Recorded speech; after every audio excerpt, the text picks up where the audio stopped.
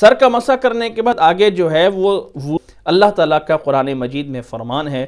کہ اے ایمان والو، جب نماز کے لیے کھڑے ہو جاؤ تو اپنے چہرے کو دھو لو اور اپنے دونوں بازوؤں کو کوہنیوں سمیت جو ہے وہ دھو لو۔ وَامْسَحُوا بِرُؤُوسِكُمْ وَأَرْجُلَكُمْ إِلَى الْكَعْبَيْنِ، سروں کو جو ہے مسح کرو اور اپنے دونوں قدمین کو، دونوں اپنے جو ہے وہ پاؤں کو ٹخنوں سمیت جو ہے وہ دھو لو۔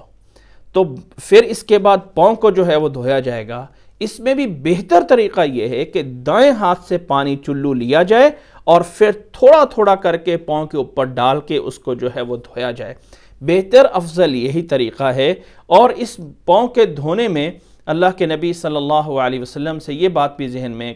رکھ لیں کہ اللہ کے نبی صلی اللہ علیہ وسلم اپنے انگلیوں میں جو ہے وہ خلال کرتے تھے۔ حضرت مستورد بن شداد رضی اللہ تعالی عنہ سے روایت ہے، امام ابو داود رحمہ اللہ نے 148 نمبر پہ اس روایت کو بیان فرمایا ہے کہ میں نے اللہ کے نبی صلی اللہ علیہ وسلم کو وضو کرتے ہوئے دیکھا تو آپ صلی اللہ علیہ وسلم اپنی پاؤں کی انگلیوں میں اپنی چھوٹی اس انگلی سے جو ہے وہ خلال فرما رہے تھے تاکہ پاؤں کی انگلیوں کے درمیان میں جو ہے وہ پانی پہنچ جائے۔ اس لیے بہتر طریقہ یہ ہے کہ دائیں ہاتھ سے چلو میں پانی لیں اور اس کو تھوڑا تھوڑا کر کے پاؤں پہ ڈالیں اور پھر جو ہے اس چھوٹی انگلی سے خلال کیا جائے اور پورے پاؤں کو اچھی طرح جو ہے وہ دھویا جائے۔ کوئی جگہ اس میں خشک جو ہے وہ نہیں رہنی چاہیے۔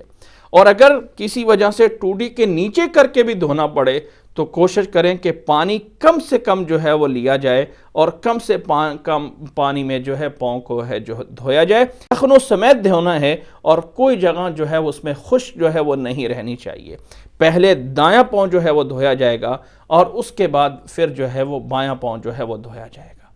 جب پاؤں دھو لیے جائیں گے تو یہاں آ کے وضو پورا ہو جائے گا۔ اور اس پاؤں دھونے میں یاد رکھیں نبی صلی اللہ علیہ وسلم کی اس حدیث کو حضرت عبداللہ بن عمر رضی اللہ تعالیٰ عنہ بیان فرماتے ہیں کہ آپ صلی اللہ علیہ وسلم نے فرمایا وَيْلٌ لِّلْأَعْقَابِ مِنَ النَّارِ، کہ اللہ کے نبی صلی اللہ علیہ وسلم نے صحابہ کو دور سے سفر میں دیکھا کہ جلدی میں وضو فرما رہے تھے اور پاؤں کی کچھ جگہ خشک رہ رہی تھی تو فرمایا ایڑیوں کا وہ حصہ ہلاکت آگ میں جائے گا جو وضو کرنے میں خشک رہ جائے گا۔ وَيْلٌ لِّلْأَعْقَابِ مِنَ النَّارِ وَيْلٌ لِّلْأَعْقَابِ مِنَ النَّارِ وَيْلٌ لِّلْأَعْقَابِ مِنَ النَّارِ۔ اس لیے پاؤں کو اچھی طرح جو ہے وہ دھویا جائے گا اور یہاں آ کر وضو کا عملی طریقہ یعنی عملاً جو وضو کرنا ہے وہ یہاں آ کے پورا ہو جائے گا۔